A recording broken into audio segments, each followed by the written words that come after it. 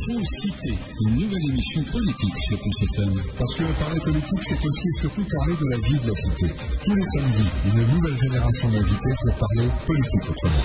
Info Cité, c'est tous les mardis et tous les samedis à 11h15 sur Plus FM avec Jean-Pascal Jeu. Le rendez-vous est pris. Jean-Pascal est là avec son invité. Bonjour Jean-Pascal. Bonjour Bernard, bonjour à tous. Donc Info Cité jusqu'à midi sur Plus FM et je vous rappelle en partenariat avec la web radio Run City 97.4. Invité ce matin, c'est Gilles Leperrier. Bonjour Gilles Leperrier. Bonjour Jean-Pascal, bonjour à tous. Alors vous êtes président de l'Alliance des jeunes pour l'information et l'emploi à la Réunion, l'ANSFER. Vous avez un mot d'ordre, nous voulons capable de quoi, Gilles? Disons qu'on est parti d'un constat très simple, c'est que nous avons aujourd'hui à la Réunion des personnes qui sont compétentes et qui sont capables de prendre l'avenir de la Réunion en main, de s'investir pour l'avenir de la Réunion. Et donc un message fort en disant qu'il fallait que les jeunes puissent s'exprimer, il fallait que les personnes qui ont des idées, qui ont envie de faire avancer la Réunion puissent le faire et qui puissent aussi occuper tous les espaces. Et nous sommes là pour les accompagner, mais aussi porter la voix de celles et ceux qui ont des idées et qui veulent faire avancer la Réunion. Alors, votre association est née au lendemain du COSPAR, au point du COSPAR en 2009, c'est parti d'un besoin. Disons qu'on avait remarqué, en 2009, ça a été la concrétisation avec l'organisation du COSPAR, mais on a remarqué plusieurs années auparavant que les jeunes étaient de plus en plus présents dans les manifestations, dans les mouvements qu'on peut connaître la Réunion, que ce soit les mouvements étudiants, les mouvements lycéens. On voyait de plus en plus de jeunes. On voyait aussi que lors du COSPAR notamment, les jeunes étaient en première ligne, les jeunes et les femmes étaient en première ligne de la mobilisation, et que de plus en plus de voix s'élevaient pour dénoncer la situation et pour porter un message et porter des propositions. Et on voyait aussi que, au final, après les mobilisations du COSPAR, il a été décidé de mettre en place les États généraux de l'Outre-mer. Et force est de constater que lors de ces États généraux de l'Outre-mer, on n'avait pas d'atelier spécifiquement dédié à la jeunesse, spécifiquement dédié à celles et ceux qui étaient à la pointe de la mobilisation. Et donc l'importance pour nous, ça a été d'aller à la rencontre de ces jeunes-là, d'aller dans plusieurs quartiers, plusieurs villes, d'aller les rencontrer, d'aller échanger, d'aller écouter leurs propositions, ce qu'ils avaient à dire, et ainsi réunir une plateforme de revendication pour porter ce projet, ces propositions aux différents ateliers des États généraux de l'Outre-mer. Donc c'est comme ça en fait qu'est née l'ANSFER. L'ANSFER est capable a été créé juste après le COSPAR, dans cette optique-là, de porter ce projet-là. Et on a vu que ces propositions ont eu un écho quand même aux États généraux d'Outre-mer, parce que lors du Conseil interministériel de l'Outre-mer au mois de novembre, on a vu que des propositions, et notamment la priorité à l'embauche des Réunionnais, ça a commencé à apparaître, et qu'on avait des mesures, en tout cas des premières mesures, une volonté de faire avancer les choses, et c'est comme ça qu'est né l'ANSFER. Alors, vous avez plutôt une plateforme revendicative généraliste ou spécifique? Vous attaquez pas qu'à l'emploi, en tout cas vous ne vous intéressez pas qu'à l'emploi des jeunes, il y a aussi tout cet environnement, ce phénomène de société qui concerne les jeunes. Et donc la bataille elle est globale, et les propositions qu'on a pu récolter de différentes personnes qu'on a pu rencontrer touchent différents domaines, que ce soit l'emploi, le logement, les loisirs, etc. Mais on voit bien que l'emploi reste la première des préoccupations à La Réunion, et notamment avec le taux de chômage qu'on connaît, avec plus de 60% des jeunes qui sont au chômage. Il est clair qu'il n'y a pas d'autre priorité que l'emploi. Donc un projet global qui continue à être enrichi au fil des années, au fil des rencontres et au fil des manifestations qu'on peut organiser. Mais bien sûr, un fil conducteur qui est l'emploi. L'emploi aux Réunionnais, la priorité à l'embauche des Réunionnais, qui a, pour nous en tout cas, qui est l'une des revendications les plus reprises par les gens qu'on a pu rencontrer depuis maintenant plusieurs années. Alors, votre mot d'ordre, je l'ai dit tout à l'heure en début d'émission, c'est nous les capables. Il y a 20 ans, vous vous rappelez, il y avait la CGTR qui avait un slogan « Donne faire le travail ». En 20 ans, 25 ans, entre les deux slogans, qu'est-ce qui s'est passé? Comment vous avez analysé ça? Disons que bien avant la CGTR, on avait aussi d'autres organisations, les partis politiques tels que le PCR ou même l'UFR à l'époque, qui aussi défendaient la question on parlait de préférence régionale. On voit bien que les termes évoluent, mais les combats restent les mêmes.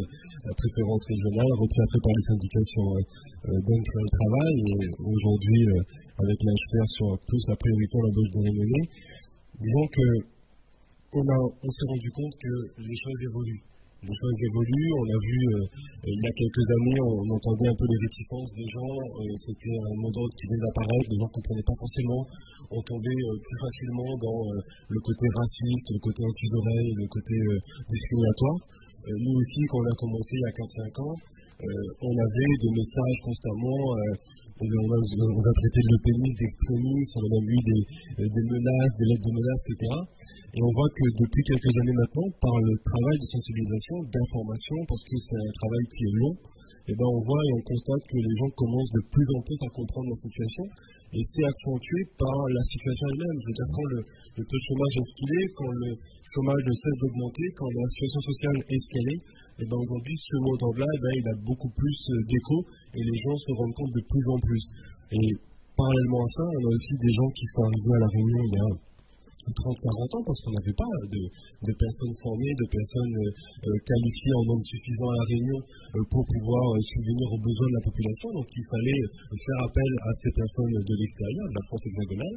Et on voit bien que depuis 30 ans, ces gens qui sont arrivés à La Réunion, ils ont des enfants aujourd'hui qui sont confrontés au même problème, des enfants qui sont nés à La Réunion, qui sont formés à La Réunion et qui du fait est exclus du système et rejetés du système par le système lui-même parce que on ne prend pas en compte les jeunes et les personnes qui sont formées à La Réunion et n'ont pas la priorité sur les emplois disponibles à La Réunion. Donc il y a cette évolution des mentalités, ce qui fait que les détracteurs d'hier sont les défenseurs d'aujourd'hui.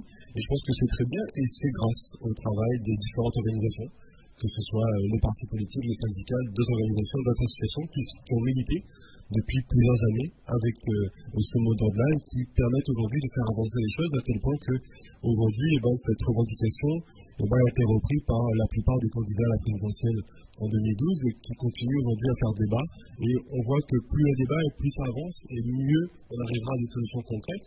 Mais en tout cas, nous, au niveau de la Chambre des capables, on n'est pas resté à mot d'ordre. Aujourd'hui, la priorité à l'embauche des Réunionnais, ce n'est pas un mot d'ordre, c'est décliner sur des propositions concrètes, parce qu'une fois qu'on a dit ça, ok, mais qu'est-ce qu'on fait? Quelles sont les propositions concrètes pour justement arriver à ce qu'on arrive à faire en sorte que les pays disponibles à La Réunion puissent bénéficier aux personnes de La Réunion? Alors, on va revenir dans quelques instants, justement, sur cette proposition que fait la chaire. Mais c'est vrai que si pendant des années, on a parlé de régionalisation des emplois, préférence régionale, priorité à l'embauche des Réunionnais, il y a peut-être une première question qu'il faut se poser, en tout cas, c'est finalement qui est réunionnais. Et cette question-là, elle tourne aussi autour d'un rapport qui est l'objet aujourd'hui de toutes les critiques en ce qui concerne l'emploi à La Réunion. J'ai tendance à répondre à cette question en disant que celui qui se pose la question, c'est qu'il n'est pas réunionnais. Au-delà de ça, je pense que... Et pourtant, c'est la question principale qui est pratiquement en fait, ou en tout cas qui focalise, on va pas le cacher plus longtemps, puisqu'on va en parler pour cette émission, c'est le fameux rapport Le Breton sur l'emploi des Réunionnais sur leur territoire. C'est aussi une question primordiale qui est en Fénicam, qui est réunionnais. Disons qu'aujourd'hui, quand on dit la priorité à l'embauche des Réunionnais, on a tendance à dire chacun sa définition. Il y a qui disent que celui qui est réunionnais, alors il y a ceux qui disent que demain qu'on pose la valise à l'aéroport en Réunionnais. Il y a qui disent que celui qui vit à La Réunion est réunionnais. Nous on considère que celui qui il y en a qui disent aussi celui qui a des intérêts matériels et moraux à La Réunion est un réunionnais. Nous on considère que le réunionnais c'est celui qui s'investit pour son pays, qui s'implique pour son pays, qui défend l'intérêt de La Réunion. Et à partir de là, c'est un réunionnais, celui qui fait le choix de vivre à La Réunion, qui fait le choix de s'investir à La Réunion, qui fait le choix de s'intégrer avec nos spécificités à La Réunion, et c'est un réunionnais. Et à partir de là, lui aussi, il doit pouvoir bénéficier des postes disponibles à La Réunion, des familles qui... Parce qu'on a des cas de figure très différents. On a des familles qui sont arrivées à La Réunion il y a 30 ans et qui ne sont pas pour autant intégrées et qui continuent à avoir un discours qui dénigre un peu La Réunion et des Réunionnais. On a par contre des gens qui sont arrivés depuis moins longtemps et qui sont beaucoup plus intégrés et qui sentent bien l'intérêt de La Réunion et qui défendent l'intérêt de La Réunion. Donc il y a plusieurs versions, mais en tout cas, pour nous, celui qui défend les intérêts matériels et moraux de La Réunion, c'est un réunionnais. C'est celui qui a fait ce choix de s'intégrer. Et un vrai choix, parce qu'on voit aujourd'hui, on le voit encore, des gens qui sont arrivés à La Réunion uniquement pour profiter de l'emploi, profiter de la surrémunération, et qui par contre continuent à garder leur compte bancaire dans des régions en France, qui continuent à garder leurs biens immobiliers, à y aller tous les 3 mois, ou voire tous les 6 mois, et à passer toutes leurs vacances là-bas, ou en tout cas y aller le plus souvent possible. Donc on voit bien qu'on a un état d'esprit où des gens sont là uniquement pour prendre l'emploi, pour prendre l'argent et ne pas contribuer au développement de La Réunion. Et ça, c'est un vrai problème. Alors sur ce problème-là, sur cet esprit en particulier, qu'est-ce qu'il faudrait comme mesure? Disons qu'aujourd'hui, il faut arriver à ce qu'on arrête avec ceux qui viennent uniquement pour l'emploi. Quand on a un poste disponible à La Réunion, Il faut que la personne qui est à La Réunion, qui s'est formée à La Réunion, qui vit à La Réunion, à compétence égale, il faut qu'il y ait la présence sur le poste qui est à pourvoir. Donc ça, c'est une première mesure.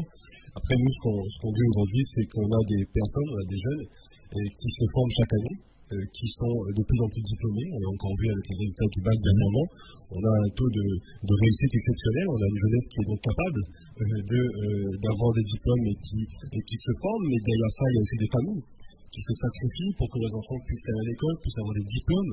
Et aujourd'hui, on a des jeunes qui sont diplômés. On leur a dit, allez à l'école, faites des études, vous aurez un travail. Ils sont partis à l'école, ils ont eu des diplômes, et ils n'ont pas de travail. Et souvent, on les incite même d'ailleurs à s'expatrier, sans garantie de retour. Donc, on arrive au problème de fond, c'est-à-dire aujourd'hui, on n'a pas l'état prévisionnel de l'emploi à La Réunion. On n'arrive pas à anticiper. On ne dresse pas les besoins sur plusieurs années afin de pouvoir adapter les formations, afin de pouvoir adapter le nombre de postes de concours.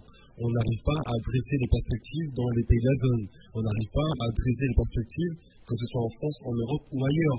À savoir que celui qui étudie aujourd'hui ne sait pas vers quoi il étudie.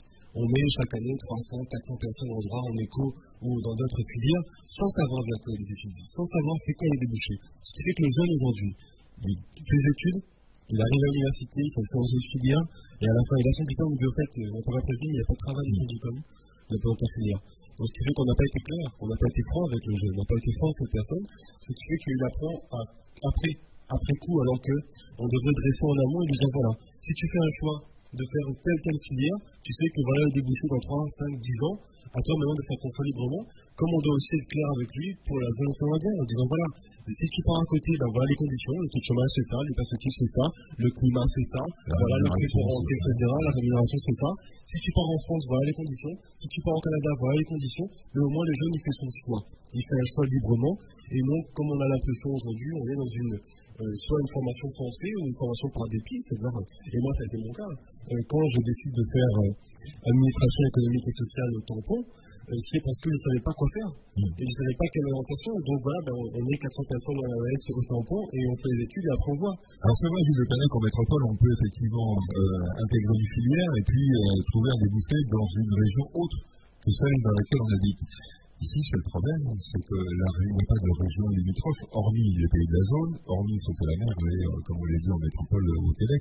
Est-ce qu'ici, il faudrait des spécificités particulières sur l'information? Vous l'avez dit tout à l'heure, on manque d'anticipation sur les besoins. Aujourd'hui, on le voit, que ce soit pour la formation ou la mobilité, le problème c'est que quand il n'y a pas de travail à La Réunion, le département voisin il est à 11 000 km.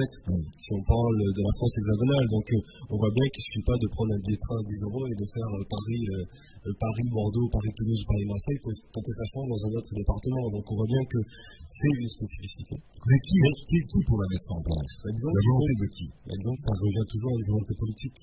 Aujourd'hui, il faut qu'on arrive, et d'ailleurs c'est peut-être ce qui manque en politique dans certains de nos dirigeants, c'est l'anticipation. L'anticipation, c'est le devoir même de la politique, c'est-à-dire anticiper ce qui va se passer, anticiper sur l'avenir, et construire et prévoir l'avenir, et ainsi garantir l'avenir de notre jeunesse et de La Réunion. Et ainsi, moi je pense qu'il faut d'une part savoir à La Réunion quelles sont les perspectives en termes de si on a tel ou tel grand projet demain, comment on anticipe la formation pour que ces jeunes puissent accéder.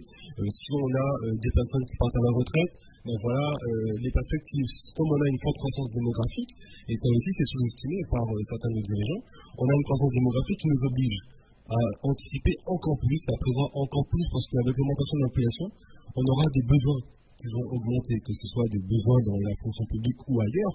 Et là aussi, il faut qu'on anticipe pour qu'on puisse arriver à avoir des personnes formées à La Réunion pour occuper les besoins futurs de la population réunionnaise, mais aussi arriver au-delà de ça à inscrire La Réunion dans son territoire, dans la zone géographique et dans l'océan Indien, parce que là aussi on a un rôle à jouer, La Réunion a un rôle à jouer, un rôle majeur, un rôle pilote pour arriver à développer les pays de la zone océan Indien, mais dans un rapport gagnant-gagnant. Il pour ça qu'on parle de co-développement et non de coopération, parce qu'il n'y a pas de dominant dominé. Il y a bien un co-développement, un rapport gagnant-gagnant avec les pays de la zone. Et là, on peut le rapporter. On a des jeunes formés, diplômés, on a la matière grise, on a les compétences de certains domaines dans lesquels on est spécialisé. On parle de la santé notamment, où on a la chance d'avoir un dispositif du matériel à La Réunion, où on peut là aussi jouer un rôle majeur sanitaire et social dans l'océan Indien, où on peut développer les autres pays. Les pays à côté ont besoin aussi de développement, que ce soit en infrastructure et autres. Et là, on a des jeunes à La Réunion qui peuvent former, accompagner les personnes des pays de la zone. Et bien là, c'est énormément d'emplois. Et surtout, quand on regarde dans la zone océan Indien, c'est peut-être des perspectives plus intéressantes pour le jeune qui, du coup, peut revenir plus souvent à La Réunion, peut-être moins cher, plus proche de sa famille, et aussi des conditions climatiques sont peut-être identiques. Donc on a des atouts, mais on a comme ça un échange à construire et à valoriser. On vient maintenant à l'instant avec Gilles Lepierre, Marc Pose. Info-Cité, une nouvelle émission politique sur Plus FM. Parce que parler politique, c'est aussi et surtout parler de la vie de la cité. Tous les samedis, une nouvelle génération d'invités pour parler politique autrement. Info-Cité, c'est tous les mardis et tous les samedis à 11h15 sur Plus FM avec Jean-Pascal Jeu. Une nouvelle génération d'invités avec Jean-Pascal. Voilà, et donc je vous rappelle l'invité ce matin, c'est Gilles Lepierre, le président de l'Alliance des jeunes pour la formation et l'emploi à La Réunion. l'AFR, nous le comptable Gilles Lepierre, on parlait de la coopération régionale, développement régional. On se rend compte quand même, on le voit bien au sein de la commission de l'océan Indien, on voit bien au sein même de certaines manifestations ou d'initiatives qui sont prises par les pays de la zone, nous ne sommes pas souvent à l'initiative de cette coopération, de co-développement entre les pays. Disons que c'est du fait même de comment les Outre-mer et comment les DOM est perçu de la France hexagonale et de l'Europe. Il y a quelques années encore, on parlait l'Outre-mer. Au final, on a vu, on a pris conscience par les spécificités grâce aux mobilisations. C'est fait qu'on a vu justement de voir qu'il n'y a pas un Outre-mer mais des Outre-mer.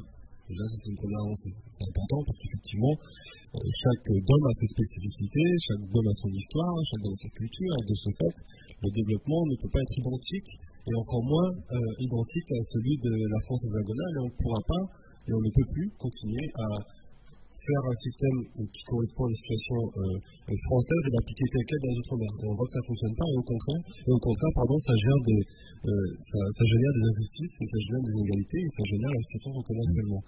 Donc pour revenir sur la zone océan Indien, il faut aussi que la France accepte qu'on s'inscrive dans cette zone océan Indien et que La Réunion doit aussi être pilote dans cette zone océan Indien. Et là, ça suppose beaucoup, ça suppose que l'on revoie les questions des visas, parce que c'est un vrai problème pour les jeunes ou la personne qui souhaite aller dans les pays de la zone. Et il faut aussi qu'elle restitue, et voir un peu plus loin, elle restitue la position de la Réunion dans une position géopolitique et géostratégique. Je veux dire, aujourd'hui, avec le basculement des puissances mondiales et avec le développement de certains pays dans la zone océan Indien, on voit que certains pays à côté de nous seront des puissances de demain et que nous avons une position stratégique et que nous devons préparer cette nouvelle donne et que nous devons aussi, avec nos spécificités, garantir notre développement dans la zone océan Indien. Et là, on peut être un atout considérable pour la France et l'Europe. Est-ce que là aussi, Gilles Lepierre, un problème de représentation, de représentativité en clair? Quand on parle de coopération ou d'un co-développement régional dans la zone, c'est Paris qui représente la région. Est-ce que finalement on ne pourrait pas faire une sorte de délégation, de représentation qui fasse que finalement les gens qui soient les premiers concernés soient aussi les premiers à négocier avec les acteurs de la zone? Mais c'est indispensable. Et pour ça, il faut que l'intérêt de la France change. Aujourd'hui, la question que je me pose, c'est pourquoi la France continuerait, quand je dis la France hexagonale, comment la France continuerait à être l'interlocuteur et pourquoi elle continue à être l'interlocuteur pour les relations avec les pays de la zone. Dans quel intérêt, dans quel but? Est-ce que là on défend l'intérêt de la Réunion ou est-ce qu'on défend l'intérêt de la France hexagonale et des intérêts européens? Ça c'est la vraie question et on voit bien, et on peut le constater, que tout le temps qu'on ne reconnaîtra pas la position de la Réunion, la place de la Réunion dans sa zone géographique et l'intérêt que doivent avoir la Réunion, mais aussi plus globalement, à terme la France et l'Europe, que la Réunion puisse s'inscrire dans son territoire, s'inscrire dans sa zone géographique et garantir ainsi son développement. Et le développement de la zone indien, c'est indispensable pour les années à venir.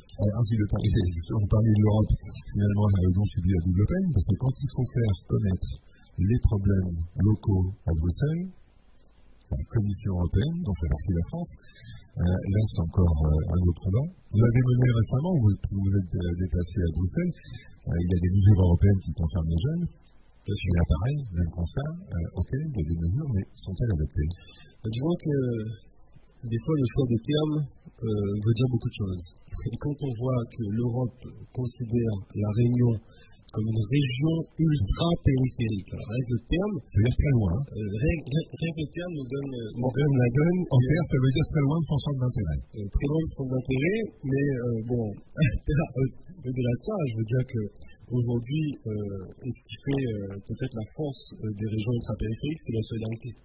C'est-à-dire aujourd'hui, la Réunion n'est pas la seule région ultra-périphérique, et la force des régions ultra-périphériques ensemble fait qu'on arrive à faire avancer des choses, on arrive à faire en sorte que la voix des RUP soit entendue.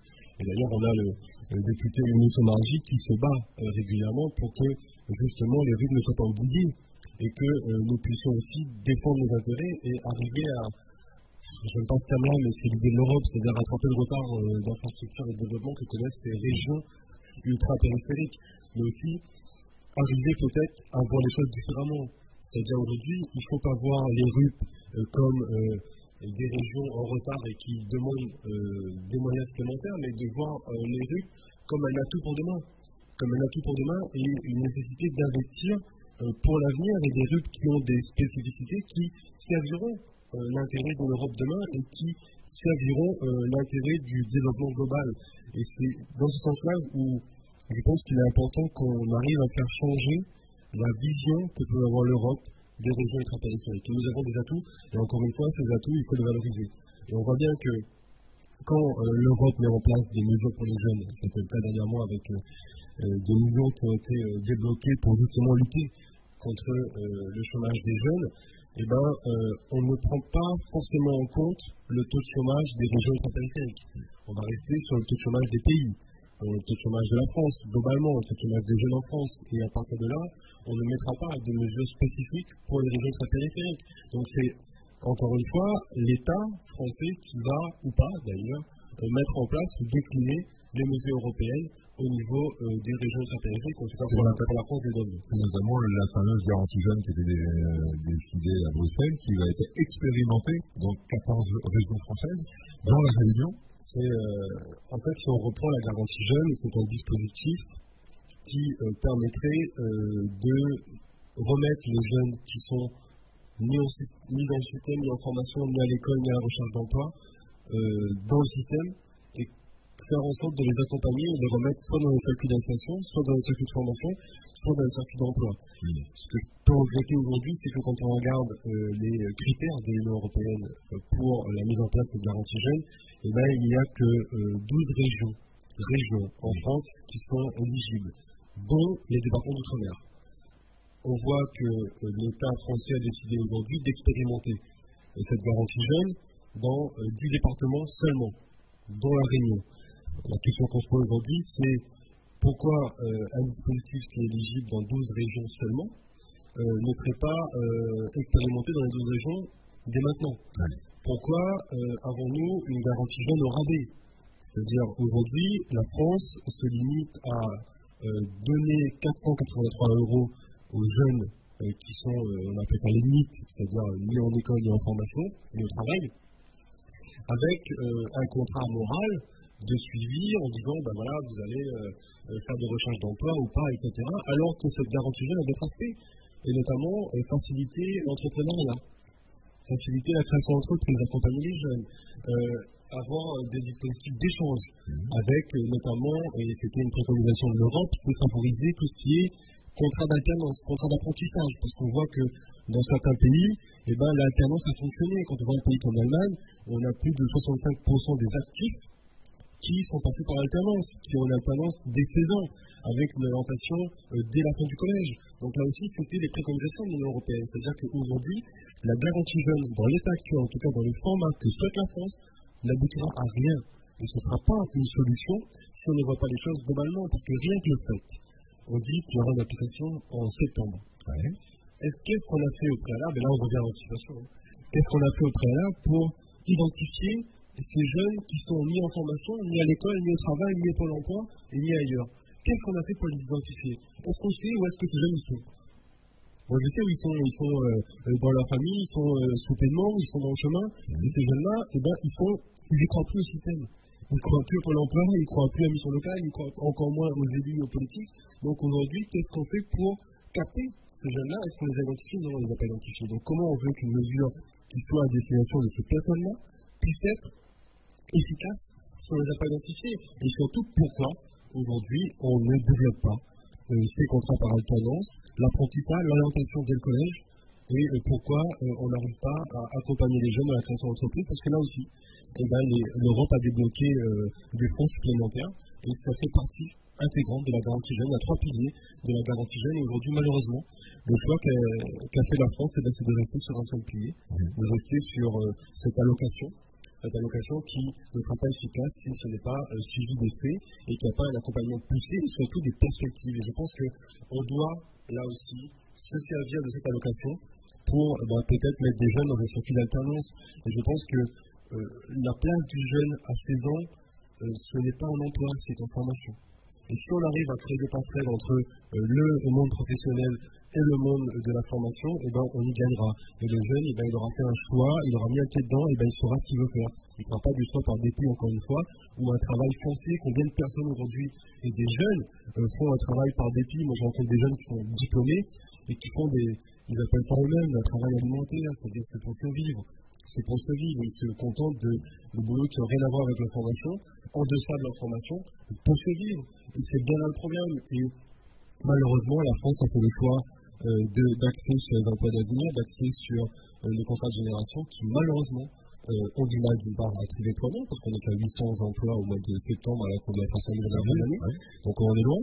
Et deuxièmement, quelle est la place de la formation dans ces emplois d'avenir et quelle perspective de pérennisation derrière?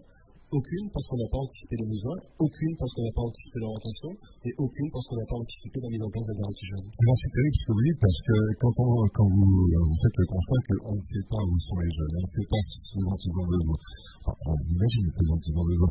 Mais finalement, il n'y a que des structures comme la vôtre, ou d'autres, qui finalement sont, motivées par le militantisme, par l'envie. Disons que le problème, c'est que moi, je viens de l'État-Léo. J'ai grandi dans un quartier dans le Léo, il est installé à 5 km au-dessus de la ville, donc très éloigné de tout le centre-ville. On voit bien que les situations sont les jeunes. C'est-à-dire que c'est des jeunes qui se retrouvent sur le bord du chemin, et des jeunes qui ont des idées, ont des propositions. Ce sont des jeunes qui refont le monde, constamment ils refont le monde, que ce soit les marmailles supplémentaires ou les marmailles qui se retrouvent tous les jours. Et ces jeunes-là, ils refont le monde. Ils ont des propositions, et malheureusement, ils ne sont pas entendus parce que, encore une fois, on ne tient pas un discours de vérité à ces jeunes-là. On va rentrer dans une période électorale où on va promettre moins et merveilles, et où le problème du chômage, du logement et de la précarité aura trouvé une solution dans un programme électoral. Et on voit bien qu'à la fin de la période de la saison électorale, parce que finalement, c'est une saison dans le sens où on ne manque pas de candidats, mais on manque peut-être de projets, on manque peut-être d'ambition, d'idées et de propositions concrètes. Et on fait constater que dans le système actuel, on ne réglera pas le problème du chômage, on ne réglera pas le problème des 150 000 personnes qui sont demandeurs d'emploi, on ne réglera pas le problème des 20 à 30 000 personnes qui attendent un logement, on ne réglera pas le problème des 120 000 lettrés. Donc je pense qu'il faut avoir un discours de vérité, et il faut aussi avoir peut-être plus de visibilité dans ce qui existe. Combien de jeunes, combien de personnes qui sont dans des situations de précarité ou de chômage ne savent pas vers qui s'orienter. Est-ce qu'on doit aller à Pôle emploi, est-ce qu'on doit aller à la mission locale, est-ce qu'on doit aller à l'ADI, est-ce qu'on doit aller à la mairie, est-ce qu'on doit aller à la collectivité? Bref, on n'en sait rien. Est-ce qu'il n'y a pas trop de dispositifs également? Donc il y a beaucoup trop de dispositifs, et nous on est de ceux qui disent qu'il faut un interlocuteur unique.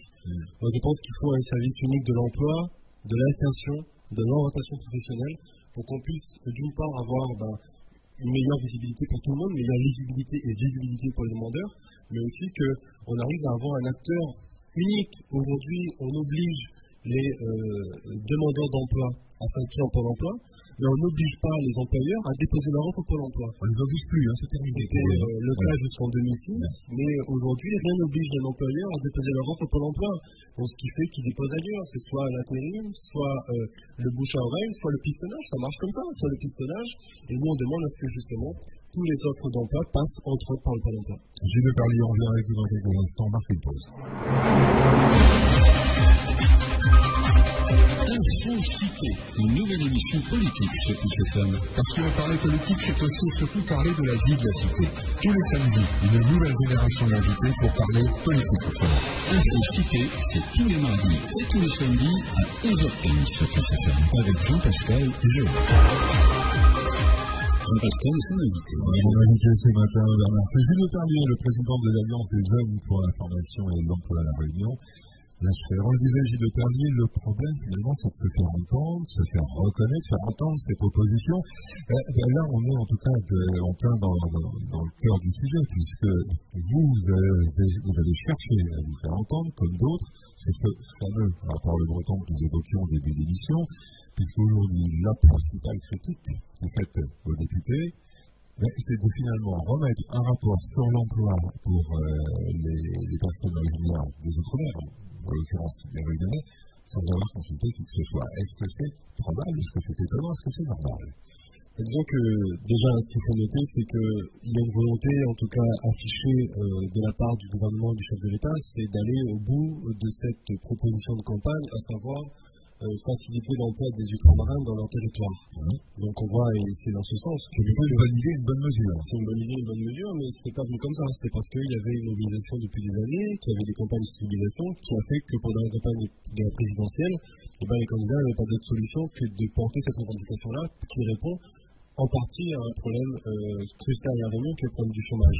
Et en ce sens, M. Le Breton, député maire de Saint-Joseph, a été missionné en mars dernier pour rendre un rapport sur l'emploi des ultramarins dans leur territoire. Le chef de l'État l'avait annoncé en janvier dernier. Donc nous, dès l'annonce du chef de l'État, on avait écrit à M. Le Breton en lui demandant une rencontre afin qu'on puisse lui exposer nos propositions. Lorsqu'il a été nommé en mars, on a envoyé à nouveau un courrier pour lui demander une rencontre.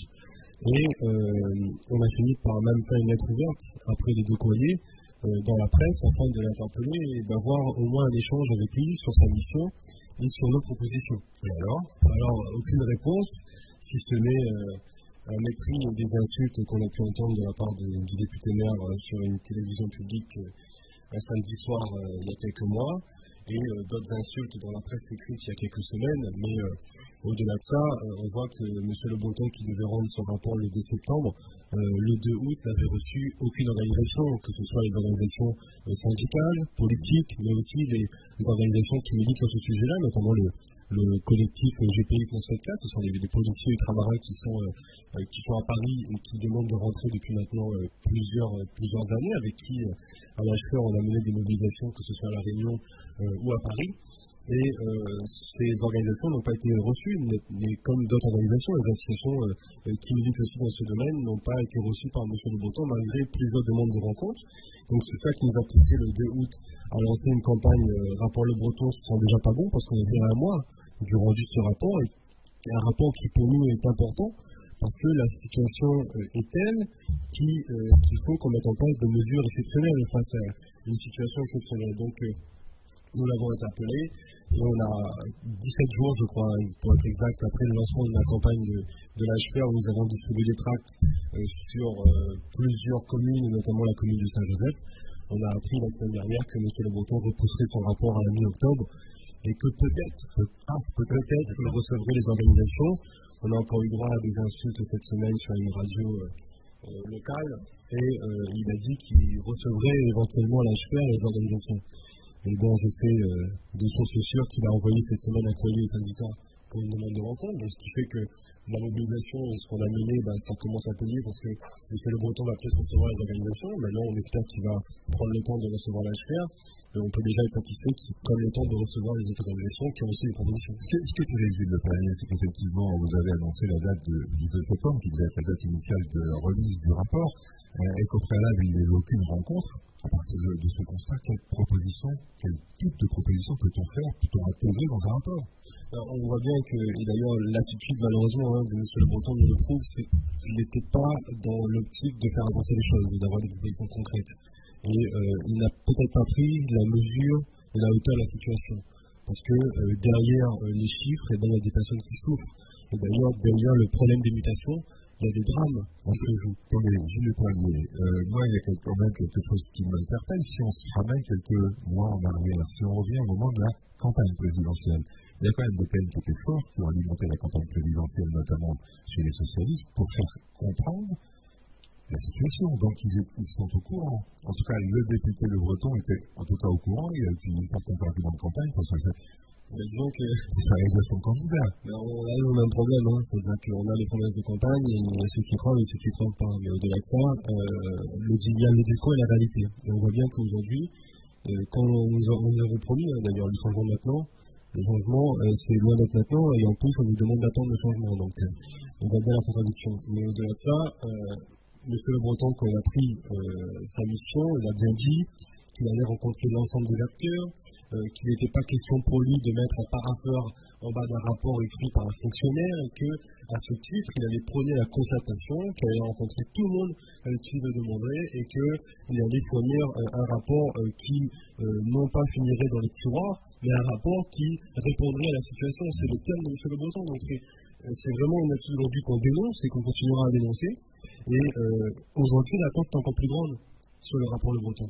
Et il faut qu'il arrive à entendre les organisations et surtout à mettre en place des mesures concrètes qui ne demandent pas beaucoup d'argent, mais c'est juste une question de courage et de volonté politique pour modifier le système actuel. Alors, quelles propositions vous avez lui faire? Quelle intègre ça dans son rapport?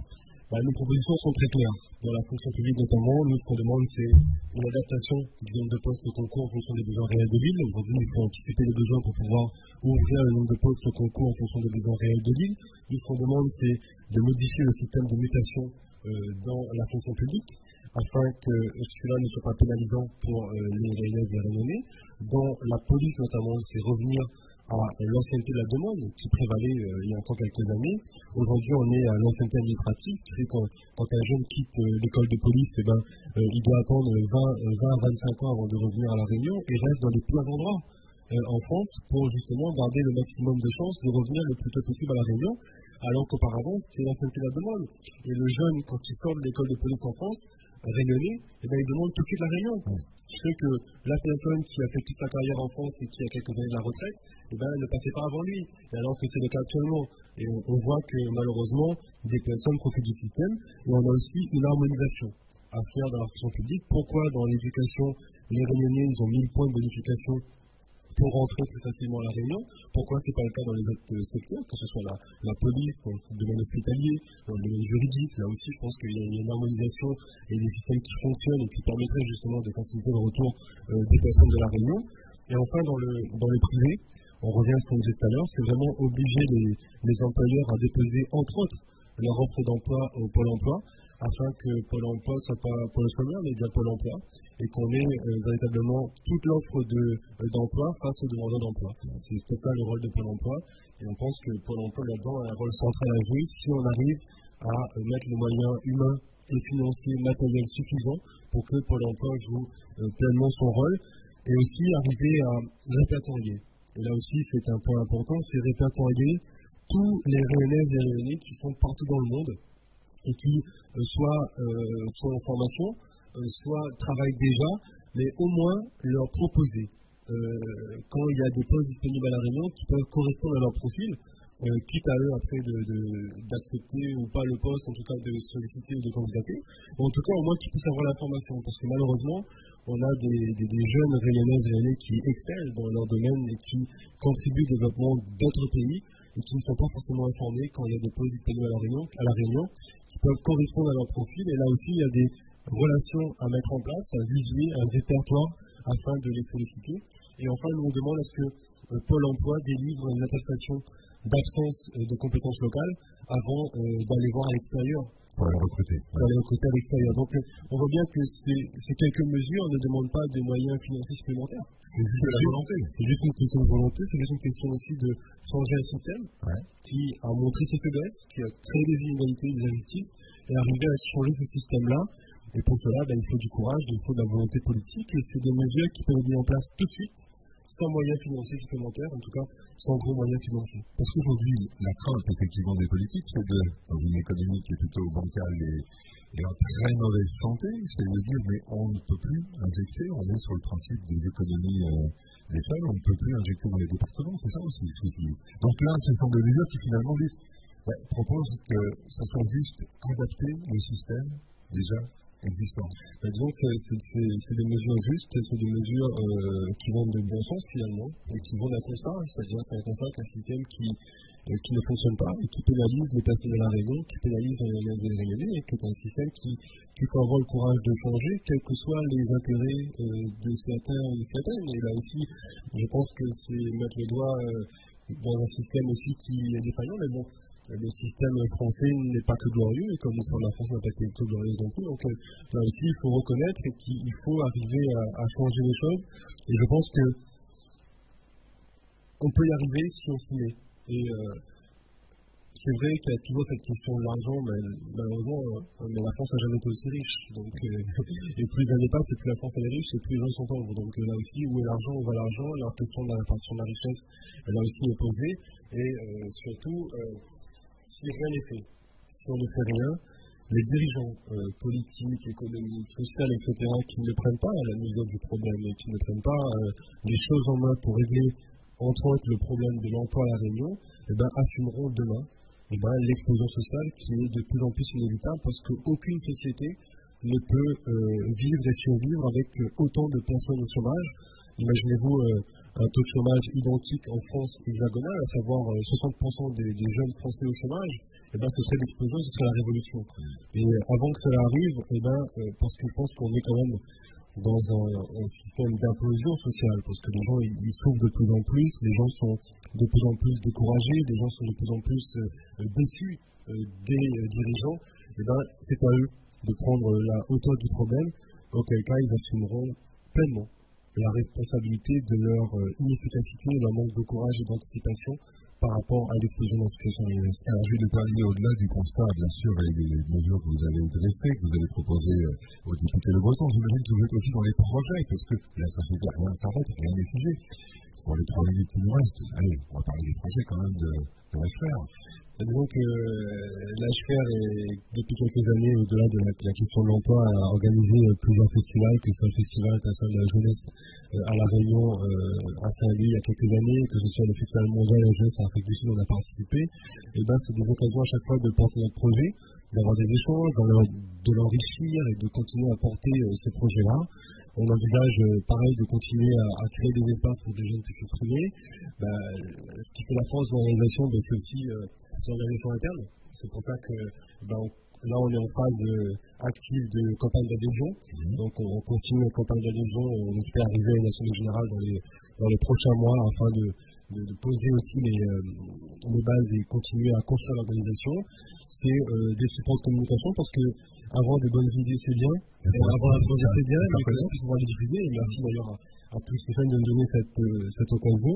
Au-delà des distributions de tracts, au-delà de ce qu'on peut faire comme action, c'est le site internet de l'association, lelecapable.com, sur lequel on continue à alimenter et continuer à le développer pour que aussi il puisse avoir ces échanges avec la population et les jeunes. Et c'est la page Facebook. On travaille aussi à avoir un support papier pour justement arriver à diffuser de plus en plus nos projets, nos informations, mais aussi donner la parole. Donner la parole aux jeunes, donner la parole aux personnes qui le souhaitent, quelles que soient leurs idées. Je pense que ça fait avancer le débat, ça fait avancer les choses, et il faut que ces jeunes-là puissent échanger, parce qu'on s'est rendu compte dans nos réunions que souvent c'est dans les échanges qu'on arrive à trouver des solutions. C'est-à-dire des jeunes qui sont au chômage et quelqu'un d'autre qui vient d'avoir un travail, qui n'a peut-être pas les moyens de faire garder leur enfant. Et du coup, si on forme cette personne, elle peut garder l'enfant de l'autre qui était assis à côté de lui. Donc on voit bien que comme ça, on arrive à trouver des solutions. Et c'est en échangeant qu'on arrivera à porter encore plus nos propositions et qu'on arrivera à se faire entendre. Mais en tout cas, l'HPR n'hésite pas à toutes les formes d'organisation en fonction de l'écoute ou pas qu'on peut avoir. Et le palier en 10 secondes, c'est la qualité immédiate de l'HPR. La qualité immédiate, c'est le rapport de Breton sur lequel on va continuer à faire signer le manifeste qu'on a fait adopter le 20 mai dernier à la préfecture avec 300 personnes. Donc on va essayer de le faire signer par beaucoup plus de personnes. Et c'est là l'objectif de l'organisation de la prochaine semaine. Merci Gilles Le Perrier. Merci à vous.